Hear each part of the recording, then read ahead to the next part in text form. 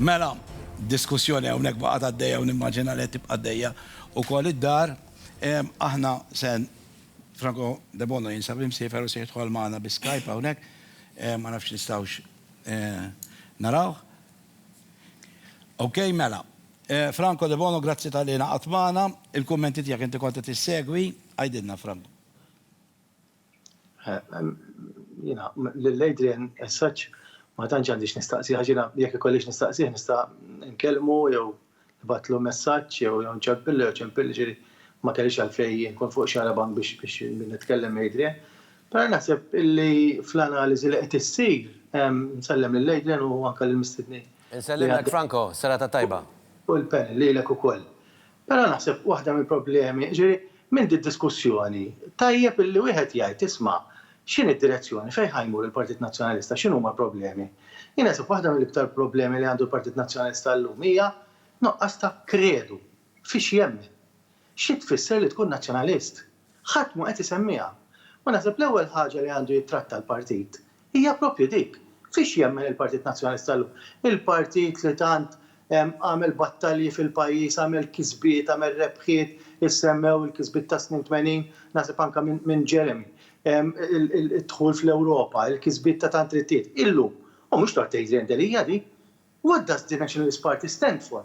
Di l-iktar domanda kważi eżistenzjali illi wieħed irid jagħmel, apparti minn hekk, il-problemi il-riżultat elettorali ma kienx wieħed feliċi, ma kienx wieħed sabiħ, ma kienx wieħed tajjeb, però problemi ilhom ġejjin. Ġifieri ħażin jekk wieħed jaddossa il-problemi kollha fuq Adrian Delija, il-problemi bdew ngħid jien flum li fema tiegħi fit-2008 għaliex. ċar daqs il-kristall. Il-wiegħda li kienet saret dakinhar kienet isma' tibdlux il-partit, ivvotaw il-Partit Nazzjonalista għax il-Partit Nazzjonalista se jgħidilkom il-bidla li tixtiequ. Se jkun hemm uċuħ ġodda, se jkun hemm bidla ġenerazzjonali, dik il-bidla ġenerazzjonali b'rispett kollu ma ġietx u l-problemi li għandu l-Partit Nazzjonalista llum bdew minn dakinhar. Ejja, jekk maħniex se nirrikonoxxu il-problemi li għandu l-Partit Nazzjonalista llum bdew minn dakinhar, ma ħanaslu mkien. Il-Partit Nazzjonalista mhux se jasal imkien. Biex inti issib soluzzjoni jekk inti għandek marda, l-ewwel trid tagħmel djanjosi biex tifhem x'inhuma l-problemi. Jekk inti m'intix tassib x'inhuma l-problemi, inti qatt ma tista' ikollok il-mediċina tajba biex tfieq. U dakinhar l-ewwel darba li l-Partit Nazzjonalista tilef 35,000 kienet fl-elezzjoni tal-MPs tas-sena 2009. Minn hemm bdew il-problemi. Sfortunatament jiena fis-sena 2011 kont għamil diskors wara fil-vot tal-Arriva, jekk min isir żball. Fejn kont semmejt kien hemm jidher li xi plej dak iż-żmien jisimha li tkisser sewwi. Fejn kont għad il-gvern dak iż-żmien kont deputat tal-gvern, dak li jrid jagħmel li kisser irid isewwi. U naħseb li dak għandu jkun iċ-ċavetta biex il-Partit Nazzjonalista jibda jsib is-soluzzjonijiet li ġie mkisser matul is-snin u li forsi wieħed ħaseb li jisma' dak jista' jinjorah jala għajnejh ħares in-naħa l-oħra u jissewwa waħdu li tkisser sewwi. U jiena naħseb jekk ikun hemm dal-atteġġament, jekk ikun hemm din il-mentalità, kulħadd jagħti daqqatit, jekk ikun hemm ġenwinament irrieda, sinċiera, li dak li ġie mkisser issa qed ngħid imkisser kultant ġifieri drittijiet, aspirazzjonijiet ta' nies, jekk se jkun hemm dak l-atteġġament ġenwin illi li ġie mkisser inverted commas jissewwa u li kull persuna, jiena meta kont fil-Partit Nazzjonalista attiv dejjem kont nieħu gost nisma' il-bniedem fiċ-ċentru tal-politika tal-Partit Nazzjonalista. Kemm hi xi ħaġa sabiħa, imma tajjeb ukoll illi tiġi attwata fil-prattika. Jekk inti kellek nisim weġġajn, għax in-nies għaliex telqu mill-Partit Nazzjonalista. Għaliex telqu mill-Partit, għax weġġew. Għax l-aspirazzjonijiet tagħhom ma baqgħux ikunu riflessi. U kif għad, fit-2008 kien hemm lajta il-battle cry kienet, il-kavalla du battalja kien isma' uċuħ ġodda bidla ġenerazzjonali dak nar kellha ssir dik il-bidla ġenerazzjonali. Franco, ħanwaqfek hawnhekk. Jimporta ħanwaqfek hawnhekk. Ħanifqu għal-waqfa u nerġgħu niġu lura jkompli Franco twiġibni fuq li grandu twieġeb anka il-mistoqsijiet u argumenti li għandhom dawn ta' hawnhekk. Ikunu ma' kumin ftit ieħor. Okej, qabel inkomplu tajjeb ngħidu li Pier Portelli qed jiġħad ukoll kategorikament dak li għadt int David fuq dil-biċċa xorta l-50,000 u il-biċċa xorta Jurgen Fenech qed jiġħad kategorikament. Mela ir-reazzjoni tiegħek għal dak Jekk nista' nagħmel komment fuq dak, Pier Portelli li tinfakkar Dave illi kien il-persuna illi meta waslu lu għandu dokumentazzjoni silta minn FIU report kienu personali propju fuq il-17 Black illi kien ħada id-dokumentazzjoni għand il-maġistrat. Fil-rigward ta' dak li qal Franco, kif qalu ma saqsenix mistoqsijiet, però nisled żewġ affarijiet minn dak li qal, il-problemi illi kienu bdew ilhom imma jiena mhux tant meta bdew, jekk hemm x'nies illi kienu fil-Partit Nazzjonalista li gvernijiet ta' qabel, gvernijiet nazzjonalista, li għamlu ħafna ġid, illi bidlu l-pajjiż, illi verament kienu taw impuls fl-ekonomija tal-pajjiż illi letteralment mill-87 il-qoddim bidluh mill-lejn għan-nar, però kien hemm żmien imbagħad anke minħabba diversi ċirkostanzi anke internazzjonali. Il-pajjiż ħadu ħsiebu ma mbagħad forsi il-qataw minn man-nies u allura obbligu tagħna illi dawk in-nies naraw minn huma nidentifikawhom, inkellmuhom immorru għandhom u dawk il-weġġat tal-passat irridu nagħmlu minn kollox biex intafuhom. Min kont mhux preżenti dak iż-żmien fil-partit bħala uffiċjal imma skużajt ruħi. U narġa' l-darb'oħra nieħu anke din il-pjattaforma illi dawk kollha li l-Partit Nazzjonalista weġġa miż-żewġ naħat. Jiena obbligat li niskuża ruħi b'umiltà. Fuq il-kwistjoni ta' Igrant li semmejtlek, ma semmejniex ħaġa fuq Igrant, hemm rapport voluminus illi issa nindunaw u nintebħu, illi jien mort il-qorti biex ikolli, għamilt kawża kontra l-Avukat Ġenerali, illi għandu l-obbligu bil-Kostituzzjoni li jipproteġi lilna l-koll u mhux lill-Gvern biss. Illi dar rapport minn kell il-Prim Ministru qal illi ħajrendeħ pubbliku sal-lum. Għadu ma rrendeħx pubbliku. Issa qed nirrealizzaw. Illi f'kawżi li hemm il-qorti, hemm ministri oħra għax diġrat wara dik is-sentenza illi għandhom siltiet minn dan ir-rapport illi mhumiex parti minn dak li ġie pubblikat. Minn fejn ġabuhom? Mela mhux minnu dak li xedu fil-qorti l-ogħla uffiċjali tal-Gvern li dan ir-rapport ma tawħ lil ħadd. Ukoll fuq dal-punt li tisemmi Adrian hawnhekk. Għax George u Jeremy tnejn li huma qalu li dik kienet gidba. Il-qorti dan il-maġistrat imkien ma jgħid il-Igrant mhix ta' Joseph Muscat, jgħid biss li m'għandux prova, mara ebda prova illi hija ta' Joseph Muscat. Ma tistax tgħid li mhijiex l-istess ħaġa. Il-każ Igrant. Ġifieri se sorry taf dil-biċċa xogħol. Il-każ Igrant jingħalaq biss meta nsiru nafu ta' min il-kumpanija. Ġifieri se nispiċċaw ġo pajjiż illi kulħadd ħati, ġifieri. Titressa l-qorti. Taf ta' min il-kumpanija. Ma ninsawx il-fatti. Dil-Igrant fetaħa. Xi ħadd qrib ħafna tal-Prim Ministru. Iva, vera, però il-qorti qal. Isaqsi lilu, mhux Peppi. U kien hemm fiduċja totali fil-maġistrat. Jiena hawnhekk ma ġejtx hawnhekk biex nitkellem f'isem il-Partit Laburista, Partit Laburista jiddefendi lilu nnifsu, però di l-problema mill-lider tal-Partit Nazzjonalista li they keep on flogging a dead horse, ejja ma ninsewx, għax jisna ġart ninsew. Ir-riżultat tal-aħħar elezzjoni ġenerali. Il-Partit Laburista li jkun. ħanajdlek. Mhux ir-rispett kollu. Il-poplu fl-aħħar elezzjoni sfiduċja totalment di l-akkuża. Imma jien m'iniex qiegħed biex niddefendiha. Jiena fuq l-Igrant nixtieq insaqsi għax wejn qed jgħid għax l-Igrant. Dr. Delija, inti wara li ħarġu konklużjoni ta' rapport Igrant, tlabt lil Simon Busuttil biex iwarrab mill-grupp parlamentari. X'in ir-raġuni li mbagħad ma ġarax hekk? Forsi għaġġilt int, forsi kont politically naiv, jew u mistoqsija antipatika, jew m'intix b'saħħtek biżgħet fil-Partit Nazzjonalista biex tieħu deċiżjonijiet u tara li Nibda b'dak illi huwa dovut li. Ma ntawlux ma fil-risposti. Jiena naħseb illi jista' jkun li dik kienet deċiżjoni affrettata. Però l-iktar ħaġa importanti llum mhux illi nagħmlu allegazzjonijiet imma illi hemm rapport ta' maġistrat illi fih il-fuq minn 1400 paġna illi għandna dritt bħala poplu inkunu nafu x'fih dak ir-rapport. Il-qorti għamlet tixbih. Dik ir-rule of law, il-qorti. Ma importax, u jiena appellajta u nistennew ġudizzju finali. Kemm wieġeb il-Jeremy għax il-punt ta' rule of law. Jeremy saqsi ta' Simon Busuttil. Ġibtu.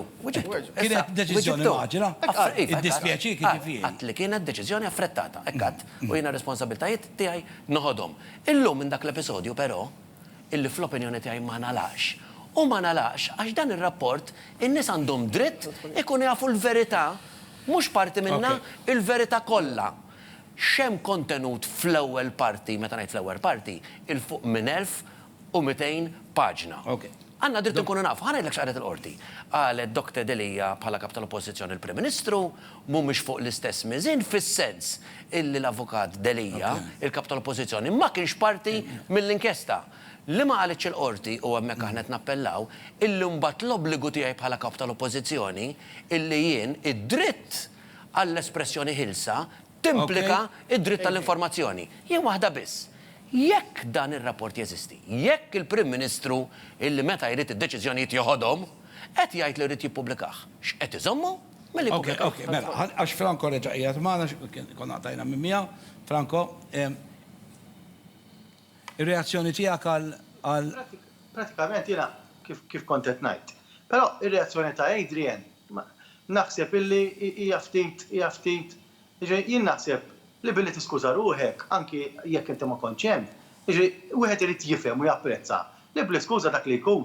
I mean, fejn kun ħajra. Mhux biżejjed. Maċ mor nistu bidan, ma ninsewx, pereżempju, il-kisbiet semmejna tal-80s, kien hemm nies bħal Edifen Akadami bħal Austin Gatt li kienu dejjem id-difor front ta' dawn il-kisbiet li semmejna. Mbagħad kellek sitwazzjonijiet semmejt jiena kont għamilt diskors fil-Kunsill Ġenerali. Jekk tara diskors li għamilt fil-Kunsill Ġenerali, fis-sena 2011 fejn elenkajt il-problemi kollha li kellu dak iż-żmien il-Partit Nazzjonalista u li għadu minn kalklu sal-lum. Ma ninsewx wara f'dak iż-żmien tal-arriva jien kont kostrett nastieni kontra qalbi, però kont kostrett nastieni. Kien hawn sitwazzjoni unstable ħafna kien hemm sitwazzjoni unstable ħafna fil-pajjiż, kien hemm instabilità, kien hemm problema kbira l-arriva li kienet ħolqot. Kont kostrett biex fil-Parlament nagħmel ironikament dak li qal Gonzi fil-ġranet li għaddew. I stood up to be counted. Dak qal Lorenz Gonzi fil-ġranet li għaddew. People should stand up to be counted. U jiena dak li kont għamilt, ironikament, dak iż-żmien, però ħaġa oħra, ġifieri Dr. Gonzi qal li Dr. Delija għandu ma nafx jagħmel vot ta' fiduċja xi ħaġa fuq dak m'iniex ħan ikkummenta jiena llum m'iniex attiv essaġġ fil-Partit Nazzjonalista, m'iniex deputat, m'iniex membru tal-eżekuttiv, m'iniex uffiċjal tal-partit, wara dak ir-responsabilità, xi responsabilità semaj huwa mobbi biha llum ħaddieħor jiena meta kelli responsabilità ta' deputat. Erfajta kif jaf kulħadd, però kienet xi ħaġa tbissimt meta rajt qal Dr. Gonzi people should stand up to be counted. Jien fi żmienu hekk għamilt fil-fatt, jiġifieri u tajjeb li wieħed stands up to be counted fuq Francis Zammit Demek. Naħseb kont jien stess li għamilt dik il-proposta fil-fatt ftit wara Francis kien tkellem, ħaniftehom qed insemmi Dr. Gonzi. Dr. Gonzi Prim Ministru għamel ħafna ġid fil-pajjiż, tajjeb kien hemm nuqqasijiet kif għandu kulħadd. Konkludi, Franco. Konkludi. Kif għandu kulħadd, però ovvjament ġid sar ukoll. Fuq Francis Zammit Demek jiena proponejt Francis Zammit Demek għax f'nofs dawn issues kollha u misunderstandings u forsi wieħed ma jaqbilx mal ieħor, eċetera, eċetera. Naħseb Francis Zammit Demek huwa wieħed mill-ftit illi naħseb qatt ma kellu argumenti ma' ħadd. U naħseb huwa persuna ideali biex tibda tibni bridges. Biex tibda iddaħħal forsi sentiment li wieħed ifittex it-tajjeb. Mux id-difetti. Dr. Delija, Bridges per eżempju. Jafda xej Franco. Mux biex ninterrompi. Bridges per eżempju ma' Franco. Se jkun hemm per eżempju. Għax tajt għandhom jiġu. Memx għalfejn għajt li naqbel miegħu għax tiġa ħabbart illi tlabtu għacċetta. Ma' Bridges per eżempju bħal nies bħal Franco. Għawġa waħda fuq għal Franco jien maċ li tiskuża ruħek biżejjed għat li tibda l-inqas billi trikonoxxi. Umbat trid tagħmel il-proċess ta' fejqan u jien les li nagħmlu. Ma' kulħadd. U allura Franco De Bono. Franco De Bono għallek u stess, jina ma' Franco De Bono nitkellem u. Ija ma' l-Bridges mux għetna raħessa. Illi tkellem. Il-Bridges tfisser. Illi jek kollu ideja Franco De Bono. Jek tajba til-axħa. Franco De Bono għandu ideja tajbin. Għamil suġġerimenti. Għamil suġġerimenti. Għet insaqsik, Dr. Delija. Ma' għan wieġbek. Jiena meta Franco De Bono kien fil-partit u ħadik l-stand, jien kont nkellmu dak iż-żmien, ma kontx fil-partit u kont nkellmu bħala kollega avukat. Jien bħala partitarju dak iż-żmien kont weġġajt bl-attitudni tiegħu u naħseb hemm ħafna partitarji nazzjonalisti illi mhux tant għal dak li qal jew l-idejat li kellu jew it-tibdil li propona imma dak li għamel u kif wettqu weġġa ħafna partitari nazzjonalisti. Inġifieri jekk irid ikun Illum hemm imma ħafna proċess. minnhom qed jgħidu li kellu raġun. Jekk irid ikun hemm proċess. Il-proċess irid jibda. Jekk ma importax, Adrian, nikkoreġik ftit. Jekk tara Facebook, jekk tara ħafna dikjarazzjoni pubbliċi, ta' ħafna nies li d-dikjarazzjoni tagħhom tibda. Jiena dak iż-żmien ma kontx fimtek u kont ħatta kontrik. Imma llum ngħid li tant għandek raġun li għandek terġa' tiġri lura fil-Partit Nazzjonalista illum qabel għadha. Ġifieri Franco, tiftakar li konna tkellimna anke dak iż-żmien jien ma kontx fil-politika u kont ngħidlek bħala kollega. Illum imma llum issa il-Bridges tal-lum tajt għandu mis-sewwa, għandu it-tajjeb. Qed jagħmel is-sens. Imma jien nagħmel din id-differenza. Illum Franco qed jitkellem bil-libertà ta' xi ħadd li mhux parti mill-partit. Jiena nemmen illi f'partit inti jrid ikun hemm id-diskussjoni, id-dibattitu, eċetera. Però mbagħad ikun hemm il-kolleġjalità. U allura dak li jiġi diskuss ġol partit, u llum mhux Franco moħrajn, joħorġu hemm barra u l-partit irenduh qisu xi ħaġa li kulħadd jitfa' fih.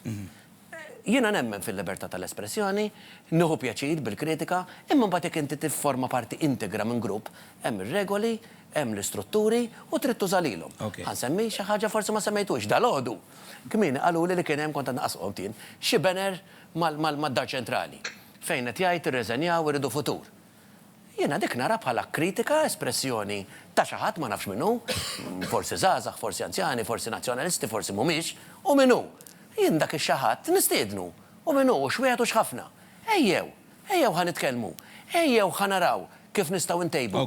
Ejjew nibnuh flimkien dan il-futur. Jien ma niddejjax min jikkritika, ma niddejjax min jagħmel posters, ma niddejjax min juri li f'pajjiż ħieles għandu s-saħħa li jitkellem is-soċjetà ċivili u min jagħmel hekk iridu nipproteġuhom anka meta jikkritikaw lilna għax faċli li tipproteġi l xi ħadd meta jikkritika lill-avversarju, imma meta tipproteġih meta jkun qed jikkritika lilek. L-aħħar kumment, Franco, jekk tippermettu li ovvjament jiena kif qed ngħid jiġri dawn dikjarazzjoni pubbliċi ta' ħafna nies li jagħmlu jiena bħalissa għandha ħafna x'nagħmel fil-professjoni, jiġifieri qed iffukat kompletament fil-professjoni, m'għandix ċans nikkontribwixxi fil-politika, però jien nixtieq nirringrazzja lil dawn l-eluf ta' nies, eluf, apparti minn jiktab pubblikament, jiġifieri ukoll ikellmuni privatament, nixtieq nirringrazzjahom tal-fatt li għandhom anke il-kuraġġ li għidu li isma' jiena dak iż-żmien ma kontx fimt, kont ħatta kontrik, però llum nifhem x'ħassejt mhix x'għaddejt, kellek raġun, jiġifieri kieku smajna minnek dawn l-affarijiet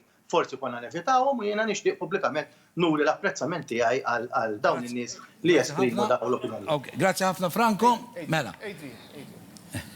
Inti fl-elezzjoni għal-kap għamilt kruċjata kontra dak li sejjaħt establishment. Maċ minn huma dan nies tal-establishment, ma mbagħad ma li sirt kap iddawart b'nies bħal Jean-Pierre De Bono, Kristi De Bono, Clyde Pooley, David Ajus, Robert Arrigo, nies li kienu hemmhekk minn dejjem. Ġifieri jekk għandek fejn titkellem fuq establishment, iktar establishment minn daw ma jistax ikun hemm. Issa, il-fatt li kienu hemmhekk minn dejjem, di xi ħażina. Le, ma hu għamel għal nisma' New Way. New Way tfisser it-tajja nies. Dak li dawn nies li semmejt. Taw kontribut kbir. Dak li mhux tkellem. Isom daw għandhom xaġa. Bena kampanja kontra l-establishment. Issa, l-establishment ma nafux minnu u d-dawar b'nies li kienu hemmhekk minn dejjem. Issa, speċifikament fuq Jean-Pierre De Bono, Jean-Pierre De Bono ilu hemm assistent segretarju ġenerali minn dejjem, telfa wara l-oħra tal-Partit Nazzjonalista mill-2013. Kien assistent segretarju ġenerali refaw responsabiltajiet diversi Pawlu Borċo Olivier, Chris Sajt, Rosettejk, wara kull telfa reżenjaw. Da bħala assistent segretarju ġenerali baqa' hemmhekk minn dejjem, qatt ma refa' responsabilità tiegħu. L-ewwel domanda li ħansaqsik. Ħaġġalu jerfa' responsabiltajiet ta' daw it-telfit kollha, inkluż it-telfa li għaddiet issa. It-tieni domanda fuq l-istess persuna. Mela kellek persuna li ċanfar mill-partit għax inqabad jagħmel firen folozz fuq prokuri waqt l-elezzjoni tal-kap tiegħek. Ftit ilu kien hemm Markent Nisambut li għamel allegazzjoni li Jean-Pierre De Bono babas il-lista tal-eżekuttiv. Kif taf, il-Prim Ministru Lorenz Gonzi qal li għandek tissottomet lilek għal vot ta' fiduċja mal-Kunsilliera. Issa aħna nafu li l-lista tal-Kunsilliera hija maniġġjata wkoll minn Jean-Pierre De Bono. Jiena ma ridekx tmur għal vot ta' sfiduċja, ħanajlek għalfejn. Għax jiena wara dawn l-allegazzjonijiet kollha ta' tbabis fil-listi, minn Jean-Pierre De Bono, m'għandix konfidenza li l-lista tal-Kunsilliera qabel ma jsir vot bħal da u sa titbabas. Issa, inqabad fuq tal-prokuri. Ħaġġalu ukoll jerfa' responsabilta politika ta' dawn l-allegazzjonijiet u anke tal-każ speċifiku fejn ammetta u fejn iċċanfar ukoll bil-partit. Jekk le, jekk sa jibqa' hemm dal-persuna ħadd neħħihom dawn il-listi minn idejh u tiftaħhom għal skrutinju iktar trasparenti fil-Partit Nazzjonalista. Mela, ħaniprofa niftakarhom kollha. Fuq tal-establishment beda biha, inti semmejt numru ta' membri parlamentari. Jiena il-membri parlamentari illi kien hemm ma żilthom xin, kien l-elettorat fl-elezzjoni tal-2017 li eleġġa il-membri parlamentari kollha. Min kien tal-establishment li tkellimt fuq waqt l-elezzjoni? Ħanwieġbek. Ġifieri inti qed issemmi il-Robert Alligo, il-Clyde Puli u l-oħrajn kollha. Daw mhux għażilthom jien, daw huma membri parlamentari jien l-obbligu tiegħi. Kien hemm min kampanja għalik, ġifieri Clyde Puli kampanja għalik. Robert Alligo le. Jean-Pierre De Bono kampanja għalik u kellu listi wkoll fideh dak iż-żmien, ġifieri. Mela. Kull membru parlamentari li jiena huwa sedenti qiegħed hemm tellawh in-nies għandi obbligu bħala il-persuna li neħħedja l-grupp parlamentari illi nagħmel f'sens tajjeb l-aqwa użu minnu u naċċerta li qed jagħti l-aqwa xogħol mhux biss lill-Partit Nazzjonalista imma lill-pajjiż. Għax kull wieħed minnhom jirrappreżenta l-elettorat. Inti saqsejtni speċifikament ukoll għax minn dawk li semmej Jean-Pierre De Bono biss mhuwiex membru parlamentari. Jean-Pierre De Bono kif għadt inti ilu hemmhekk snin. Skorrett li tajt illi huwa assistent segretarju ġenerali għax kien assistent segretarju ġenerali. Telfa wara l-oħra u issa biddiltu ismu xi ħaġa oħra li ma niftakarx illi f'telfa wara l-oħra inti kont ħriġt biex tajt iltaqab li biex ineħħu Jean-Pierre De Bono. Jean-Pierre De Bono kellu l-pożizzjoni tiegħu illum mhuwiex assistent. Fuq daw tal-voti għax dik ħawieġeb. Imma Chief Political Coordinator. Għattu kol jien, kieku dan ħa il-ġurament illi seta jieħu, jien kontat illi nipretendi illi ma jibqax jokkupa dik il-pożizzjoni. Issa, l-iktar ħaġa importanti. B'ċertezza, dawn l-akkużi ta' dbabis u mhux dbabis tal-eżekuttiv, assolutament mhuwiex il-każ. Tlifna l-fiduċja. Qed issaqsini wejn u qed tipprova nwieġbek. U ħankun. Jiena u nazzjonali ħanwieġbek. Ma importax ħanwieġbek. U saftit ilu kont konsillier ma nafx hekk Ok. Tajjarni mill-lista wkoll. Ma kienx mela hemmhekk fuq dik weġibtek. Dawn il-listi li qed ngħidu, jien m'għandi l-ebda problema illi jkun hemm skrutinju minn kull persuna illi hija intitolata fil-partit, għax huma affarijiet tal-partit. Ħadd neħħi responsabilità minn idejh. Imma messa kull darba li nwieġbek toqafni illi nivverifikaw. Mela, jekk hemm lista ta' tesserati, tajjeb illi jkun hemm l-iskrutinju. Jekk hemm lista ta' kunsilliera, tajjeb li jkun hemm l-iskrutinju, ħanweġbek mill-ewwel. Jitneħħi xew le Jean-Pierre De Bono, hija besides the point, l-iktar ħaġa importanti li rrid ikun hemm is-seħħa. Sekonda, illi daw ma jkunux fir-realm ta' persuna waħda. Illi daw ma jkunux. Ikunu skrutinizzati mill grupp ta' nies. Illi jkun hemm checks and balances. Illi lilin min ikun qed jieħu ħsieb irid ikun hemm is-serħan tal-moħħ inkluż tiegħek. Illi da ma jiddependux minn persuna waħda. Ħalli nagħtu l-komfort illi meta jsiru l-affarijiet isiru sewwa u meta jiġu biex jivvotaw in-nies. Jiena waqt il-kampanja tiegħi kien hemm min mar minna li ħajvota għalija x'qalli għax jiena ma nkunx naf u ma ħallaqx jivvota. Però jien xogħol li naċċerta illi dik m'għandekx ċertezza u l-Kummissjoni Elettorali meta kont hemm jien mhux jien ħtarta ħatruha ta' qabli u naħseb l-Avukat Joe Borch li kien iċ-Chief Electoral Commission u persuna serjissima li kellu dik ir-responsabilità. Biex kienet ikkampanja jiena niggarantixxi illi il-partitari kollha tal-Partit Nazzjonalista jkollhom is-serħan tal-moħħ illi l-informazzjoni kollha meħtieġa biex ikun hemm il-proċessi kemm tat-tesserati, kemm tal-kunsilliera ikun hemm is-serħan tal-moħħ li dawn ma jkunux fil-possess biss ta' persuna waħda u jkun hemm iċ-checks and balances neċessarji. U lest li nieħu l-passi neċessarji jekk da ma jisirx. Ok, grazzi ħafna. Mela ħanifu ħaniġu lura u nisimgħu it-tlieta l-oħra li wkoll naf li għandhom xi jgħidu tal-waqt.